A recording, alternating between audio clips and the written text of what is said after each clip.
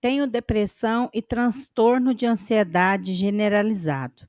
Faço tratamento sempre com psiquiatra e psicólogo, quando a medicação não está dando conta.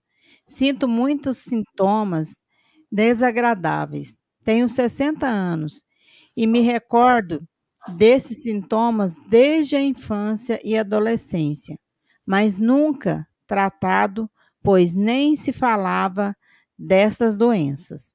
Só comecei a tratar com 23 anos de idade. Todos da minha família se tratam. Meu pai, minha mãe, já falecidos faz 30 anos, também eram depressivos. Meu pai se tornou alcoólatra. Com certeza, já por essa doença. Por algumas vezes tentei tirar a medicação e sempre passo mal. Sou espírita, amo essa doutrina consoladora. Procuro todos os dias aprender mais e praticar. Sou tão feliz e agradecida por ter acesso a esse conteúdo que, para mim, é mais importante que tudo. Gostaria que o Jorge me explicasse se essa patologia em mim e em minha família é expiação. O que será que fiz ou fizemos em vidas passadas? Muito obrigada e que Deus abençoe vocês que trabalham para o Espiritismo. Chegue a todo o planeta Terra. Bacana. Vamos lá. Hoje, as pesquisas da psiquiatria, elas indicam que existe uma predisposição genética para fenômenos de depressão. O que significa predisposição genética? Que se percebeu que existe um certo grau de proximidade das pessoas com aqueles que são seus parentes em termos de depressão. Então, pais depressivos, eles têm uma tendência maior a terem filhos depressivos. Mas é importante observar que isso é uma tendência, não é uma genética quadrada do tipo, se minha mãe era depressiva, então eu com certeza serei. Não. Existe uma propensão para que isso aconteça. E o que determina essa propensão acontecer ou não? O espírito. Eu posso ter uma herança genética com uma determinada tendência, mas esse gene não se manifestar em mim. Então, não é porque seu pai ou sua mãe, ou seu pai e sua mãe, que é o caso, eram depressivos, que a família herdou de maneira rasa e simples a depressão. Ela predispõe, mas o espírito filho, o filho que está renascendo, ele precisa ter razões para que esse mal se manifeste nele. Não é porque os pais eram que ele obrigatoriamente será. E aí você comenta que você tem 2 transtornos. Um transtorno de ansiedade generalizada, que é de uma família de transtornos, e um segundo transtorno, que é transtorno de humor, que é o transtorno da depressão. Um é transtorno de ansiedade, o outro é transtorno de humor. Os 2 são muito frequentes hoje, muito frequentes. São, na verdade, os 2 maiores elementos hoje dentro do tratamento nos consultórios é ansiedade e depressão. E aí, você pergunta se isso é por um processo expiatório. Bom, a primeira coisa que a gente precisa saber é se você não tem um episódio desta existência que justificou que isso tenha acontecido.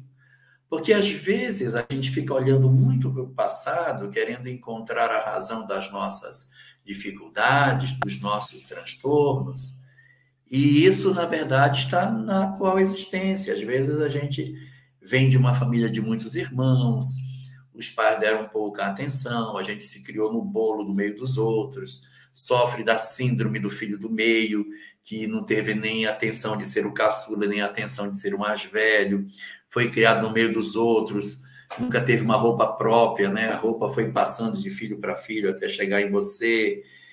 A mãe acaba, pela sua depressão, tendo dificuldade de conseguir dar o afeto devido, se soma a um pai alcoólatra que você tem razão, o processo do transtorno, que é um outro tipo de transtorno, transtorno por substância química, que é de uma outra família de transtornos de neuroses, ele é motivado exatamente por isso. A depressão empurra as pessoas para o vício. E aqui eu queria até aproveitar para fazer uma observação, fazer um parênteses na resposta. Quando a gente tem uma filha que é depressiva, a gente tem uma paciência com ela, leva no médico e tal.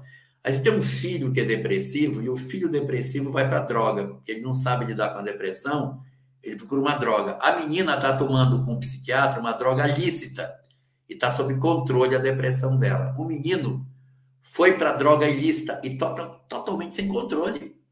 Mas os dois são depressivos, só que um fez uma opção e outro fez outra. E você tem uma paciência enorme com a sua filha e não tem com o menino. Você é um safado, quando na verdade ele é um doente, ele é um depressivo desesperado que procurou nas drogas uma compensação para a dor que ele nem sabia expressar. Então, o seu pai, de repente, correu para o álcool em função de uma depressão que ele já possuía. Muito bem. Então, você hoje vive essa circunstância. Você já está medicada, você já está sendo acompanhada por um psiquiatra. Isso é o que se poderia tentar. Já está na doutrina espírita, outro remédio excelente para o seu reequilíbrio. E aí, o que eu recomendaria a você é fazer uma análise para verificar se a causa da depressão não está no presente, no desamor, no abandono, no aparente abandono de seus pais, na sensação de solidão, que você traz desde a infância, como você bem representa. Então, de repente, o terapeuta pode ajudar você a descobrir se o problema não está no presente e tratar essa ferida que está aberta para que você melhore nesta existência sem querer debruçar na janela e dizer, está lá no passado, pode estar no presente, mas pode estar no passado. Pode estar no passado também. E independente de estar no passado ou no presente, a gente precisa fazer as pazes com o nosso próprio eu. A gente precisa se pacificar emocionalmente. Porque enquanto eu não conseguir me pacificar, vai ficar muito difícil para mim. E aí tem que descobrir o que é que move o seu processo de ansiedade. Se é culpa, se é medo, se é baixa autoestima. Porque esses elementos eles vão exigir ações diferentes. Se for a culpa, é o auto-perdão. Se for o medo, é você sair do medo com o conhecimento espiritual. Você já está com conhecimento espiritual. Se é um processo de baixa autoestima, a sensação de que ninguém me ama, você precisa realizar trabalhos no bem. Não basta só você ir na casa espírita, tem que fazer um trabalho para você se motivar, dizer, eu sou capaz, eu posso fazer, eu sou útil.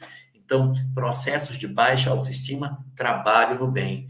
Se o fenômeno não é processo de baixa autoestima, é insegurança, aí é fé, é oração, é se voltar para isso, o grupo mediúnico para poder se fortalecer nessa relação com o mundo espiritual. Então, depende muito de cada porta que, de certa maneira, oportunizou